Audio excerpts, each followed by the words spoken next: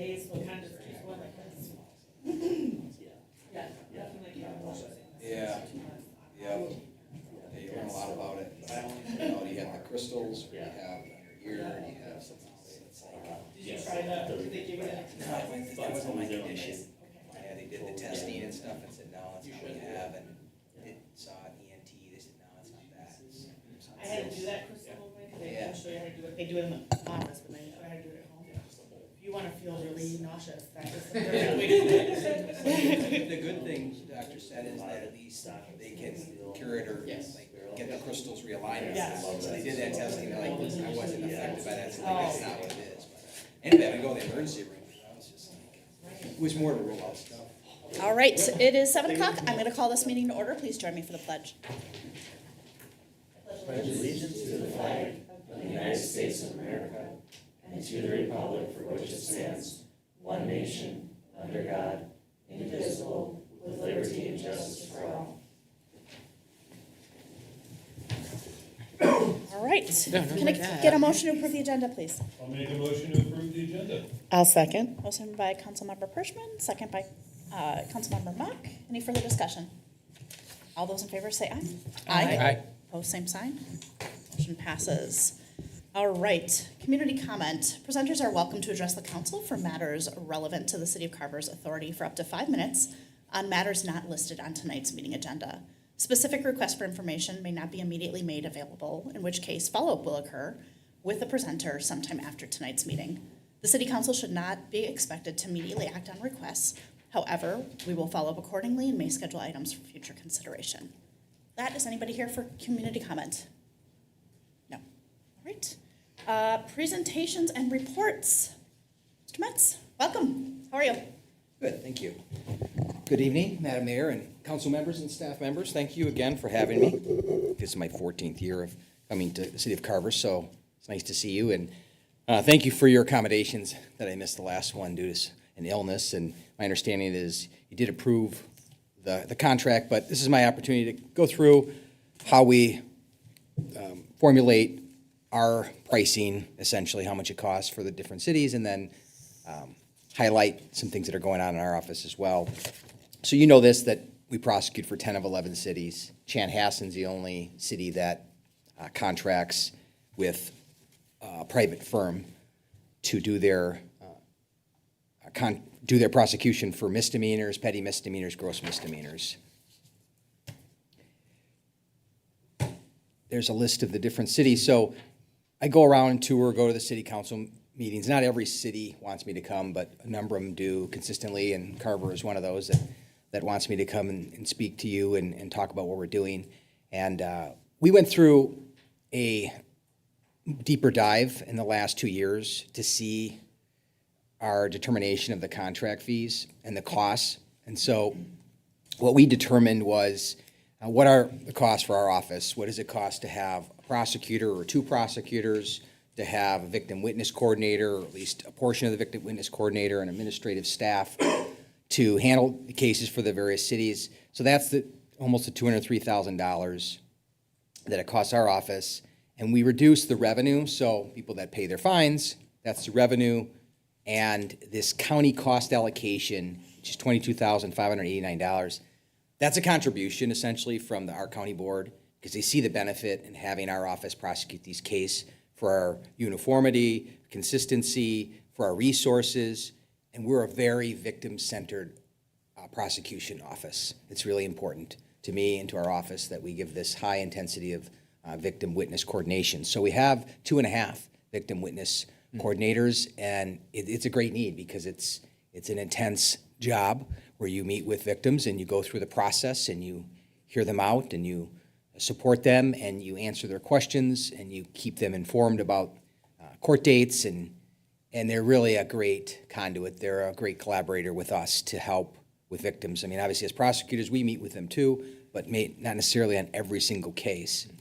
And I don't know if you've ever been a victim of a crime, and I have. My wife have been a victim of a crime. We're going through that process now, and it really highlights, the importance of that coordination and creates a different perspective, I think, certainly from, my standpoint of going through that. So that's an important part of what we offer as well. So then we take the surcharge to be paid, which is $88,105, and then we have this additional surcharge, which is basically the cost of living, the increases, and we try to have a standard across the county allowance for this. So this upcoming year is 9.34%. And so that can fluctuate as well, but that's what essentially is the personnel costs allowance across the board. So there's, I think the auditor might have a cost allowance as well. So I worked with our finance department and said, well, I don't want to just come up with some, number. What do you think is fair and appropriate and to keep up with the cost of living, essentially? So then we have the cases by location, and you'll see that Carver actually had a pretty significant reduction in 2023. Obviously, for 2024, we don't have our numbers yet, but we look at 3 years, we take the average. So, 77 in 2021, 55 cases in 2022, and then 37 cases in 2023. Remember, this is for petty misdemeanors that we handle. Doesn't include the felonies, which were statutorily mandated to prosecute. So you could see, it's a nice comparison to see the other cities as well, to see what trends are there. Chaska being the biggest city, remained pretty steady, over 300 cases, and Waconia is up there as well. I don't know how many Chanhassen handles, but that's obviously up there as well. So we take the rate comparison, and that's how we come up with the amount, a percentage. So the 3-year average, 2025, 7.38%. So there's going to be almost a $465 increase for next year. So the proposed rate is $6,504.88. I know you approved that. So that's how we come up with that, and you'll see how it's kind of spread out to make it affordable for the cities. And it really is, because it's a value, and it's important to have this value. As I mentioned, victim-centered orientation, but we're located right there in the courthouse. We go to bail hearings. We make arguments in front of a court, in front of the judge, to argue that there's conditions on a domestic assault, can't have contact, and that's really important, just as an example. So our office, I think maybe on the next page, but we have 34 employees and 18 lawyers, and we're doing really well with our staffing. It was really difficult, as I think I mentioned in the past, to recruit lawyers. It's just the market really shifted. We used to get 150 applicants, and then it's really reduced. We had just a handful of applicants for a juvenile attorney position, and it's across the state of Minnesota, and it's even more difficult in the smaller counties. But fortunately, we've been able to really hire some very good lawyers recently, and we've been able to retain the lawyers. And what our board did a couple of years ago was took a dramatic step to increase the salaries of our attorneys, because we were out of market and we were going to lose really highly qualified lawyers. And in fact, 2 of them, one of them rescinded their offer and stayed, and the other came back and went to the Attorney General's office and came back a month later. And so the public defenders got a significant increase in their salaries, which you probably read about, well-deserved. And so we were competing against them and others, and something had to change. And I give all the credit to our board, because you give up a lot of your bargaining negotiation in midstream to make it right, and they did that, and that allowed us to remain competitive. And that's really important, because you have to have good lawyers and good prosecutors and good juvenile protection attorneys and child support attorneys and our civil attorneys to provide the high level of services. So what are our caseload trends? We have seen an increase. Remarkable is our criminal sexual misconduct cases have almost tripled. And those are highly intensive, resource-driven, expert-driven cases. I don't know why that is. And we're fortunate we have an expert, the head of our criminal division, Angela Erickson, truly is an expert in criminal sexual misconduct cases. And so she handles the bulk of those cases, and there are no more important cases than those types of cases. So those take a lot of time and And so that's something we're looking at, and I think we've seen that across the state as well. You know about our veterans and our drug treatment courts. I talked a lot about that last year. We've had about over 20 graduates now in our drug treatment court, and I think we have about 20 in there. And what we did was we didn't have enough for our, we didn't have enough candidates or people in our veterans court, so we were going to lose our state fund 20, and we were always teetering, and we were accepting, you know, some misdemeanor offenses, and we were accepting some probation violations. And so we got together with our partners in Dakota County and Scott County, and we talked about this, and this takes a long time when we might have different visions of how our program should operate, but we got together after numerous meetings and decided to join forces and have one court, which is the right thing to do for the first district anyway, right? Because somebody in Sibley County or McLeod County, if they don't have this veterans court, why shouldn't they be allowed to get into a veterans court? So what we did was we decided we're gonna move to Scott County, have court there, which can be difficult because we're running a really great program in Carver County, and Judge Kane did a great job there. But we wanted to maintain our program and get this funding, and we had to give up some things as well, and so the probation took over there. But it's a great example of the collaboration. It just made good sense to keep, you know, the program up and running, and we still go and prosecute those cases, or we handle those cases for our office. It's just we go to Scott County and we share some resources now, and we transferred some money over there. So that's been a big change, you know, with the Veterans Court, because we started that in 2014, and you know, we're really proud of that, and it's going to continue to thrive as well. And our drug treatment court's really doing well, and we received additional funding, an enhancement grant we didn't think we were going to get, $750,000, so that was significant. So our board at some point is going to have to help us with the funding in that, and I think they're willing and able, and they've been big supporters of these programs. For the drug court, how many do you think, like, I don't know, this is probably the wrong term, graduate from that without going back into the system? Oh, with the recidivism rates? Yeah. So the data is really important on that.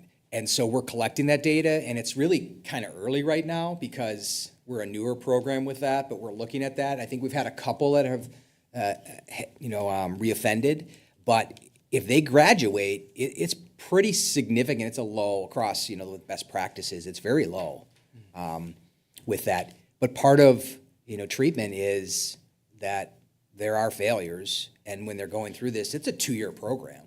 So they're going to, some of these people that are in that, they're going to not necessarily reoffend, but they'll test positive, and then they'll have consequences and get reconnected as well. And you'll recall when I talked about this that it's really the high-intensity offenders. It's not the low-level offenders for the drug treatment. And that was surprising to me that doesn't really benefit them like this 2-year program for the, not drug kingpins, you know, the people that are really dealing.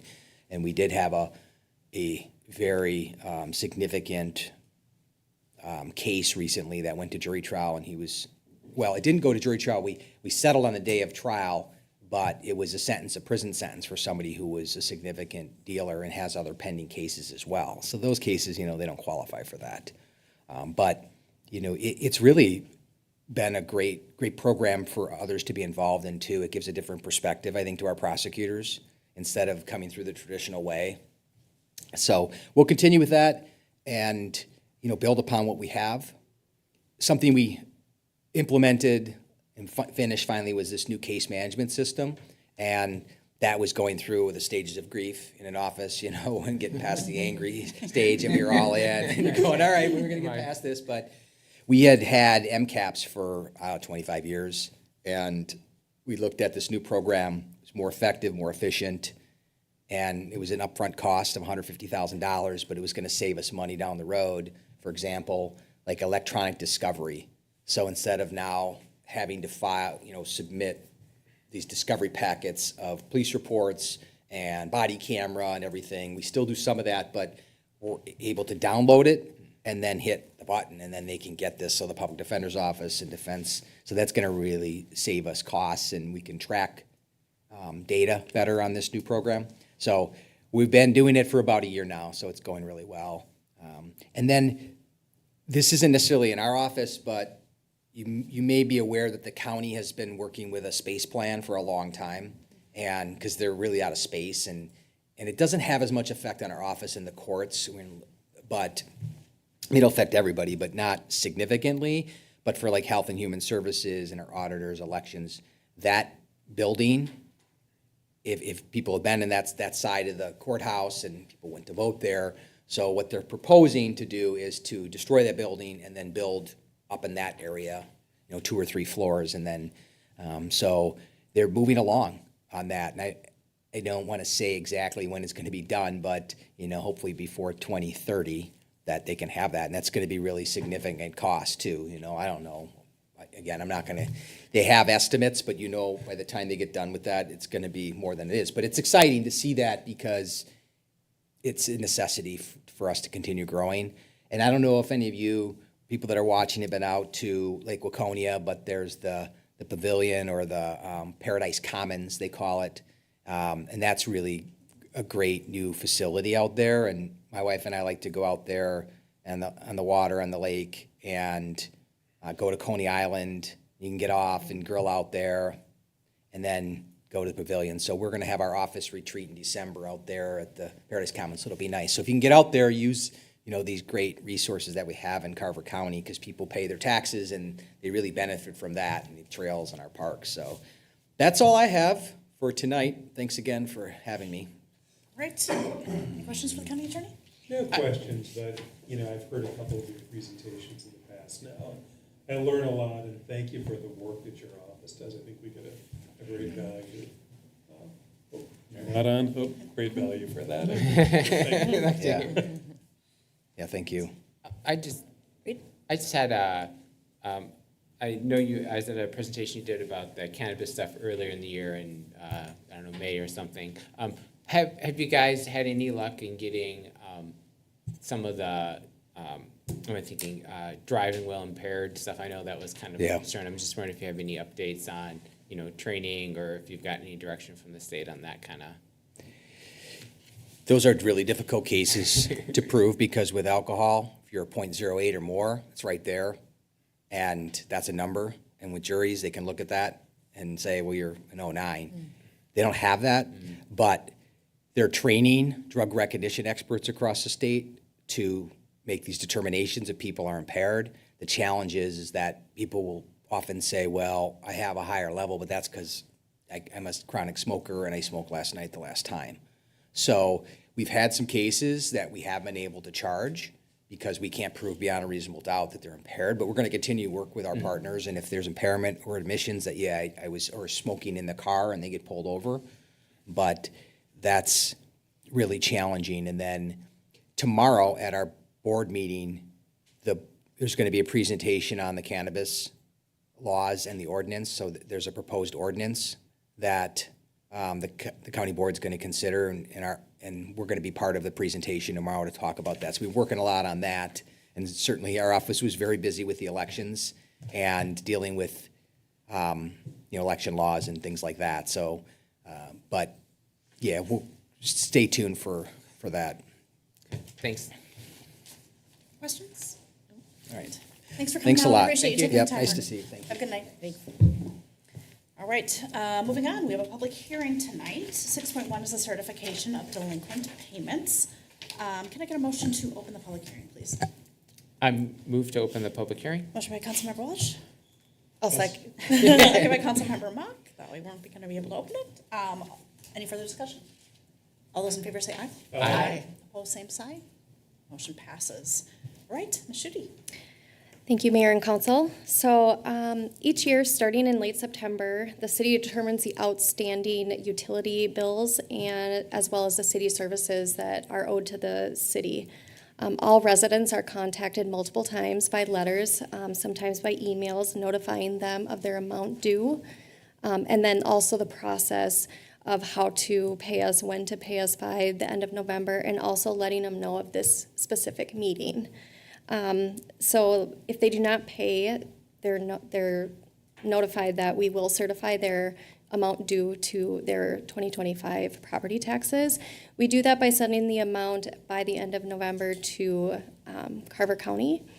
And tonight I have 27 delinquent utility accounts for certification and 1 past due city services bill. I will allow payments likely for another week. We let them know that they should have made payment by tonight. I'll give a little grace, but ultimately I will be certifying by November 30th. Any questions? How do we, when the county? You know what, I'm sorry, we're doing this wrong. Okay. Just because it's a public hearing, I'm really sorry. Sorry. Let's see. With that, are there any public comments on this? No, okay. All right, then, now I think we should close the public hearing. I move to close the public hearing. Motion by Councilmember Welch, I'll second. second by Councilmember Sayer. Any further discussion? All those in favor say aye. Aye. Opposed, same sign. Motion passes. All right. Now we can go ahead. No, you're good. We got out of order. That's good. When the county collects this through the taxes, right? Then how do we recoup this? When do we get it back? How does it come back to us? How do we make sure we're getting it? Yeah, that's a good question. So we get it when they disperse our property tax revenue to us, and then we get half of it in June and then the other half in December. Okay. Yep. And then it's broken out by payment type. Okay. And so we know that it's for delinquent utilities or the city services. Okay. And then does that show on their record too? So the homeowner's gonna see their Yep. tax roll? Yes, good question. So the homeowner will see this as a separate line item on their property tax statement as an assessment to the city of Carver. Okay, all right. That's all I have, thanks. Any other questions? Yeah, go ahead. Can I just clarify too, there's one rather large unpaid fee at the very bottom, and kind of stands out. I wanted to make sure the council knows that's, probably a year plus worth of court costs, attorney's fees, other things for the 216 Carver Creek Place property. We assessed last year, if you recall, for the demolition costs, which was a separate process. We had to go get special permission from the district court judge to certify all of the city's legal fees, filing fees. There was, a number of court hearings and other things that were related to that matter. And then once we got permission to do that, that one lagged a year behind, just given the fact that we had to go request that special permission from the court. So after we got that, we moved that through. Knock on wood, but we're hearing that lot is supposed to sell at the end of November. So we're asking the council to approve the certification tonight. In the event the closing falls through, we're gonna certify it. But if we get that payment from the title company as expected, that one won't go to the county because we'll be able to get that sooner. So I just wanted to make sure that was clear given the high number and the fact that it stands out a little bit. So that becomes the responsibility of the new buyer if it goes through, but it's the previous owner's responsibility if it doesn't? No, so it will be paid at closing. It'll come out of the seller's proceeds at closing, okay. and if the closing falls apart, then he'll still own Mr. Tarchala and his wife will still own the property, and it will go on to their tax rolls for next All year. right. I had it in my head that they had lost the property too. They still own, yeah. Yep. Any other questions? Or a motion? I move to adopt resolution 150-24 that accepts and certifies the assessment roll for delinquent utility bills and city services bills for costs provided in response to public nuisance abatements. Motion by Councilmember Welch, I'll second. second by Councilmember Hirschman. Any further discussion? All those in favor say aye. Aye. Opposed, same sign. Motion passes. All right, thank you. Moving on to the consent agenda. I'll make a motion to approve the consent agenda. Motion by Councilmember Mock. I'll second. Thank you. Second by Councilmember Welch. Any further discussion? All those in favor say aye. Aye. Opposed, same sign. Motion passes. Moving right along to business items. 8.1, the snow plowing policy and ice control policy. Mr. Merrick. Good evening, Mayor and Council. So I'm kind of taking this one as the interim public services director, but I had a lot of help from our two superintendents, Paul Schultz and Eric Menth. We had a series of meetings Bringing back the snow plowing and ice control policy last reviewed by the council in 2021. Kind of primarily serves six functions, what I have listed. Snowplow maps, probably the biggest thing for the council and residents is the commencement of operations at 2 inches or more of snow. But as you can see, also commencement during certain ice pack or snowpack, drifting, or other conditions as determined by the superintendent. Our order of operations, use of salt and brine, property damage provisions, and then management of service concerns. So in looking at the policy, we chose to kind of rewrite it just for formatting and ease of read. Primary change number 1 is reclassifying streets by letters. So we have street type A, B, and C. The previous policy had them listed by priority, and I thought that sent the wrong message out to residents as far as who has different priorities. So I understand there's a little bit of wordplay in there, but I do think it's significant. Also removed a lot of kind of detailed language that I would attribute to more of like a standard operating procedure manual that is more internal staff facing of when plow drivers are out and in what manner they plow the snow. I can give you a little bit of line of sight with kind of our new kind of organization. Our previous plowing process involved routes and shifts, as you could see from the old policy. And Paul and the team, this is primarily a general superintendent issue, so Paul Schultz really advocated for, and you can kind of see it within the flexibility here of kind of all hands on deck during the snow plow event. So instead of saying 2 plows out, you'll see all the equipment that we have all out at once, and then with a kind of an exception of we'll keep kind of 1 or 2 members of the team back, so that if there are, once we kind of take care of the event and clean all the areas, that there's still 1 to 2 people to handle a icy intersection or whatever. Not that we run the entire team for 12 hours and then everyone's shot and we don't have anybody for the next 12 hours. I would say the biggest pieces that we had discussion on has the most kind of resident impact facing pieces. So one is mailboxes.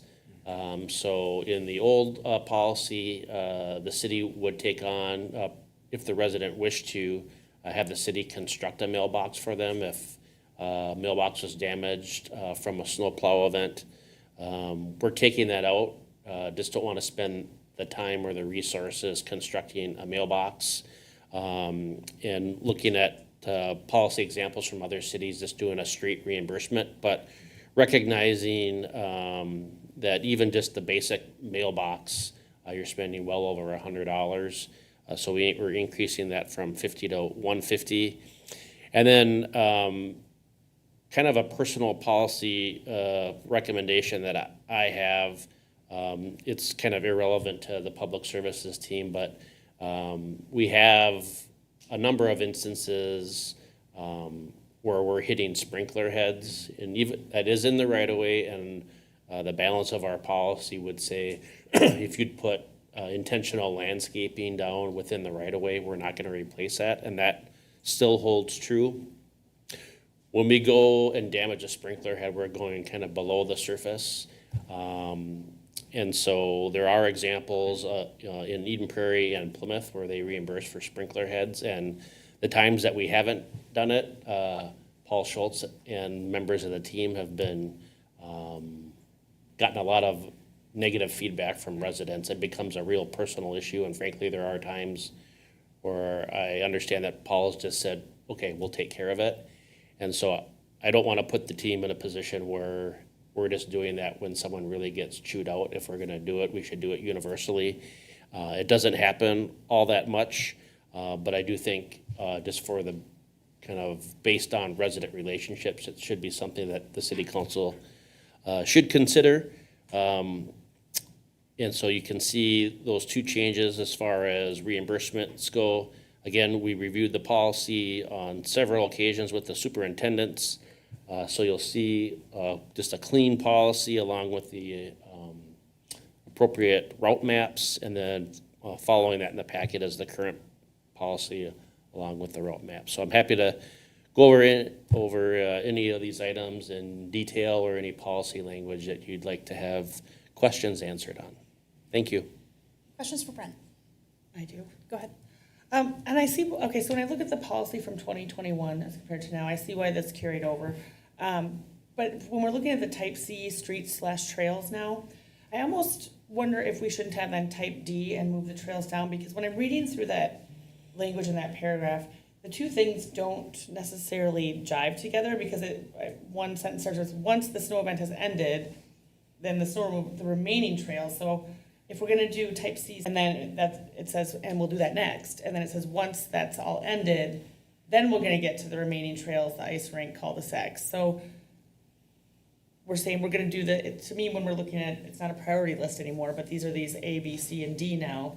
To me, when we're looking at talking about the ice rink and remaining trails, that doesn't fit to me with residential streets and alleys, because we've always gone for obviously getting people mobile through the city before we're gonna get to the trails. So I would prefer to see that maybe we have a type D in there and have that split out and move the trails and the ice rink down to its own section, so they don't get jumbled up into the same one, because I think, for myself, I think they're very different. I don't have any objections to that. I think it's a good call out. Anybody else have any thoughts on that specifically? No objection. Reed? Uh, Yeah, it's fine with me. Okay. Done. Okay, thank you. Anything else? Thanks, everyone. Yeah. Anything else? Comments, questions? A question on the use of salt and brine. So number 7, concern about using a lot of it, and I get that, it goes in the lakes and streams and rivers. But isn't the pre-treatment that we use kind of the best way to reduce chloride use, to put down that brine mixture ahead of an event? I don't have enough background in it. I know it's the least physically intrusive as far as the actual material, because it goes down wet and then dries. But I thought that helped us reduce chloride. I'd have to connect with Paul and Okay, to know for certain. all right. But I'll make sure that we do a follow-up for that. Other questions? No, I just, I do like the idea of adding the sprinkler reimbursement if someone's yard is sufficiently damaged by a snowplow that it dug into the dirt and hit their sprinkler. I think $35 for making a resident happy is certainly good idea, right? It's called political capital. Exactly. And So- taking a scoop of their lawn. Yeah, We're taking a scoop of their lawn. Yeah, no, I think that was excellent. And then on the plow map, the emergency route, that's basically the ones that are plowed first, right? The high priority, I guess, if we're not using that term anymore, but the main, like you said, the main thoroughfares. Correct. And then the rest of them is just, we have 3 plow trucks now, or do we have 4? We will be getting a fourth, Fourth. but not for another Next year. Okay. Back. Yeah, I think these are all great updates. Hopefully we get to use it this year. Yeah, We did get our new payloader. Oh, good. All right. Can I get a motion to adopt the snow and ice control policy? Sure, I'll make a motion to adopt, excuse me, I'll make a motion to adopt the okay, give me 1 second. Yeah. All right, I'm gonna make a motion to adopt the snow plowing and ice control policy with the changes requested. I'll A motion second. by Councilmember Mock and a second by Councilmember Welsh. Any further discussion? All those in favor say aye. Aye. Opposed, same sign. Motion passes. Great, thank you. On to the 2025 to 2034 financial plan. Ms. Shitty. Thank you, Mayor and Council. Tonight, we're here to consider a motion to approve the long-term financial plan. I'm not going to go through the entire plan as we have done so a couple other times, but I will call out some highlights of the long-term plan. So based on certain assumptions, at a moment in time is how we created this long-term financial plan. Again, the long-term financial plan is not a budget, but it is a guide for the city to use to help us when we need to pivot at some point, and it will help us make decisions. And the actual results that happen, in 2024 will determine the future of the long-term financial plan and so on and so forth. Another objective is to determine revenue sufficiency to support general government and utility operations and building capital reserves for the future. And in order to do this, we need our plan to model projected future tax levies, tax rates, and utility rates. So council has reviewed the plan, including the capital projects and the projected rates. And tonight we're looking for a motion to adopt the 2025 to 2034 long-term financial plan.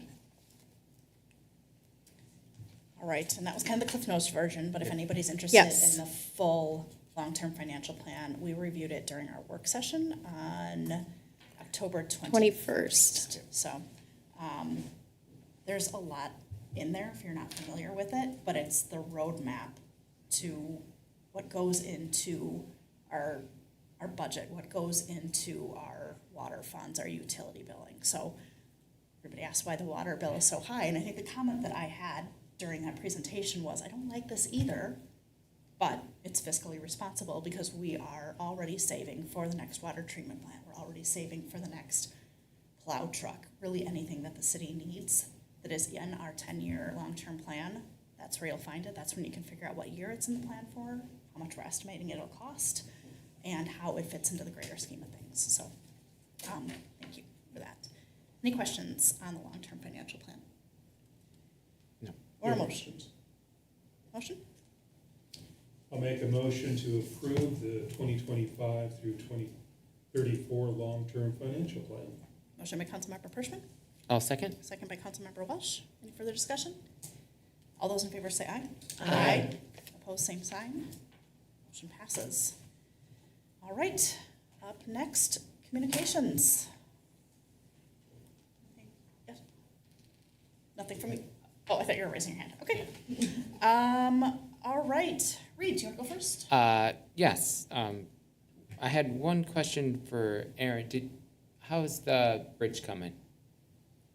I figured I was gonna get that question. We're still moving. It's going slow with some of the weather that's been happening lately. We were planning to have pour 2 of 3 done last Friday, which didn't get completed just because it didn't come together as quickly as they were hoping. So, and with today and tomorrow's weather, we're probably not gonna get pour 2 done until probably closer to the end of this week. So we're probably about a week behind, to be honest with you, at this point, which would mean that the last scheduled pour would be towards the end of next week, which is the week of Thanksgiving. So at this rate, I think we're probably looking at that last pour being early the week of December 2nd, at which time then we can backfill the roadway towards the end of that week. So I think last time I reported to council, we were saying backfilling early the week of the 2nd. It's feeling to me like we're about a week behind, to be honest with everybody. Is concrete generally unaffected by cold weather, or are there any concerns on, like, if it starts getting too cold? Not concerned about Okay. cold weather at this time. It's the concrete puts out heat as it cures, so that's a part of the reaction process. So with that and the forms that are around it, I'm not concerned about the concrete like freezing as it cures. They might put like a sheet of poly like over the top, which helps any heat from escaping like out the top of the form. But there's cold weather protection plans that we just implement based on temperature variations. So I think probably the biggest concern is, since things are pushed back slightly, is how long will asphalt plants stay open? As we continue on in the season, the plants around here will close. The last plants that usually close are like St. Paul has a plant that we might have to pull a mix out of. So that's really the only thing that I would be concerned about at this point. I don't think that we're gonna not get it brought back up to grade and aggregate base. It's whether or not that last asphalt plant in the Twin Cities would still be open, so. And we really won't know that until we know what happens a couple weeks out, because at some point it's too energy intensive for them to heat the plant up to keep it running, so. I have a question along. Yeah, go ahead. With that one then. So we've had some issues when we've had some rainfall before, that we've had some leaks happening down there when it comes to, or we've had some issues with the process because of extra water coming through.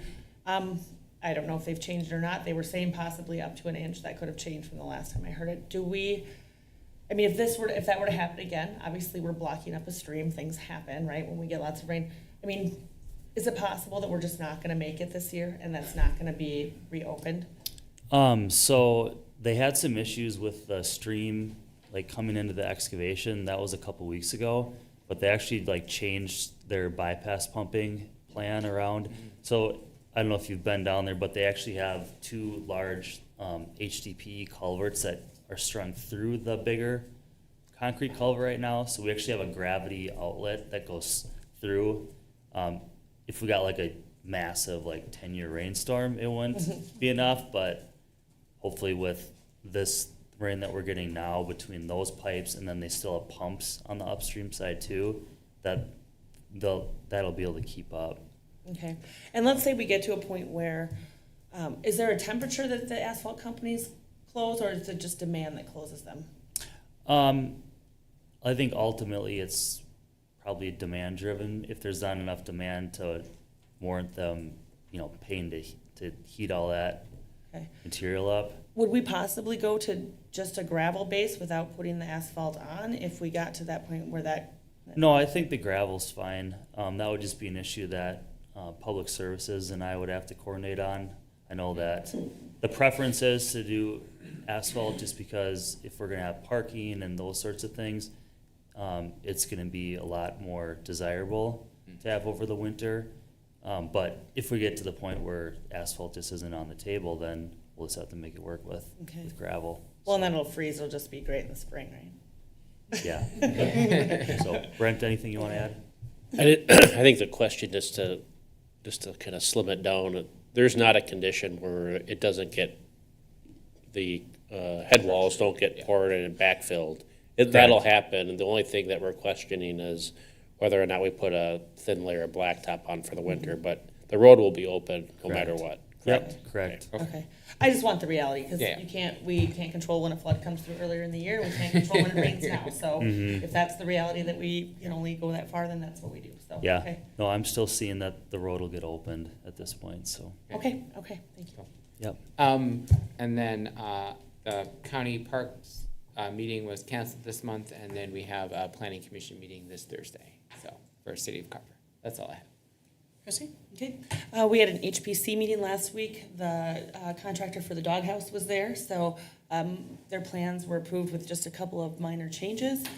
So they are expecting to start work, I thought he said possibly this week yet, for some of the demo. It looks like they have some really nice plans over there, and the doghouse is really gonna get a nice facelift, so that's good to see. We also had, I guess, a message from the Carver on the Minnesota group, which is a historical group in town, who works on having people enjoy our historic areas, and they have extended an invite to the HPC that they would like to come in and present to us about what they do and see if there's any partnerships or any type of work we could do together, or just even whether it's promoting each other's our commission, but also what they're doing. So news to come if anything comes of that. But one, they'll just be at our meeting to let us know about what their mission is and what their plans for the future are. There was the Sunday brunch. I was unable to make it, so I'm going to punt that one over to the next. It's on my list. I'll absolutely talk about that. No updates or additional meetings. I don't have any significant updates. I attended the Southwest Transit autonomous vehicle kickoff. I think that was November 7th. So there was a media event, and Carol Evan was there. I was also at the company who does that, May. I was at their innovation lab in Peachtree, Georgia last week. And autonomous vehicles that transport people is the tip of the iceberg. We are going to see autonomous delivery of things like pharmaceuticals sooner than we think. It really is only ordinances, city ordinances that are in the way of that, but I think those will start to change. And then the only other thing is, Kayla, welcome. I haven't seen you since the election, so congratulations. City meetings are not usually over before 8, so don't get used to that. It's an excuse for me not to put the kids to bed for once. Yeah. Comes hubby's job. That's all from me. All right, thank you. Some updates from me. On November 5th, there was a League of Minnesota Cities Executive Committee meeting. That's kind of where we do the pre-meeting before our meetings and kind of work on the agenda and make sure that there's nothing that needs to be discussed before the full meeting.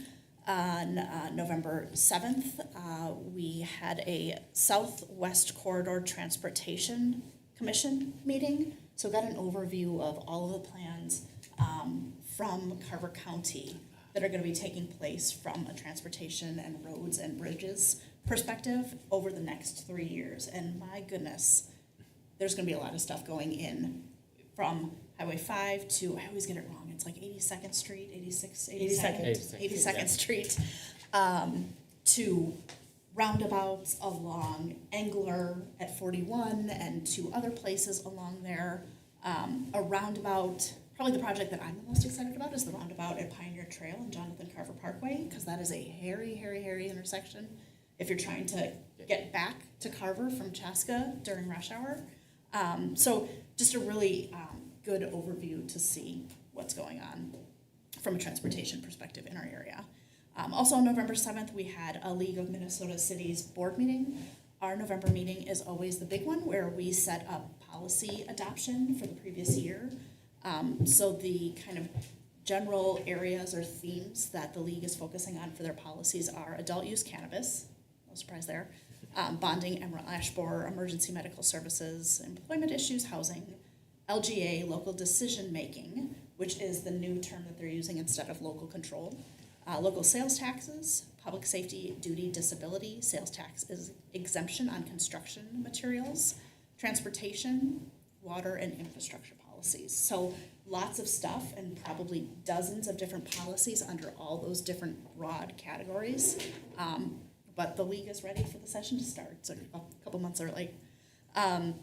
November 8th, I got to speak to 4th grade classes at Carver Elementary. They just finished their civic lessons, and I got all of the questions from what is your favorite color, do you have kids, to like, how do you find enough time in the day? Which was like, oh, look at you. I didn't hear your get parents that from complaining about the time of day. a 4th grader. But they are always darling and insightful and humbling. So really, really good group. November 10th was the Carver Lions brunch. I always say if the Lions are cooking, don't miss it. It was so much good food and really just fun way to see your neighbors at that event. November 11th was the Veterans Day program at Chaska Middle School West. Laura was there. I've gone every year since I've been elected. They do a really nice job with a flag raising in the parking lot. And then everybody goes inside to the gym where they do a really formal program with singing and orchestra and band and choir, and then presenters from each of the 3 grades, 6th, 7th, and 8th graders and then a bilingual presentation has been added in the last couple of years. But just, again, really cool to see not only the kids do a super stellar job, but also to see our friends and neighbors who have served and to be able to recognize them. I was at that Carver on the Minnesota meeting on November 12th. They're getting very excited about their event that's coming up on, I believe it's December 7th. It's going to be, you guys remember pre-COVID, there used to be a horse-drawn carriage for the flag lighting, tree lighting. And that's coming back. So my mind's eye sees like lightly falling snow and carolers, and I think it's going to be just all the best of a small town. And then last week I was in Tampa for the National League of Cities Summit. So as part of my role on the executive committee on the League of Minnesota Cities, I went there to help represent the League of Minnesota Cities at the national conference. It was the National League of Cities 100th anniversary, so it's my understanding, this was my first time going to the conference, but they really kind of blew it out of the water and made it extra special. But I was there, the conference was Wednesday through Saturday. And it was a long time, but some really, really great sessions on public decorum and resident engagement. I'm gonna bring in my handouts and maybe put them on the counter, the tabletop in here, and maybe ask that they stay here for a week or so that if you guys are interested, you can kind of pick and choose and read at your leisure if you're interested. Nothing on chicken ordinance, best practice. Yeah, I know. No, actually, Eric. unless I missed that one. That whole- But it's a whole day. sure, ask our friends in Chaska. I know that that's a somewhat universal issue. And then had a 4M board meeting, which is the investments that cities put their money into. If you read the reports, we have money in the 4M fund. So that was November 13th. So that has been kind of my last couple of weeks. So with that, I would entertain a motion to adjourn. I'll make a motion to adjourn. Motion by Councilmember Hirschman, I'll second. second by Councilmember Welsh. All those in favor say aye. Aye. Aye. Opposed, same sign. Motion passes. Good evening. I think I'd ask the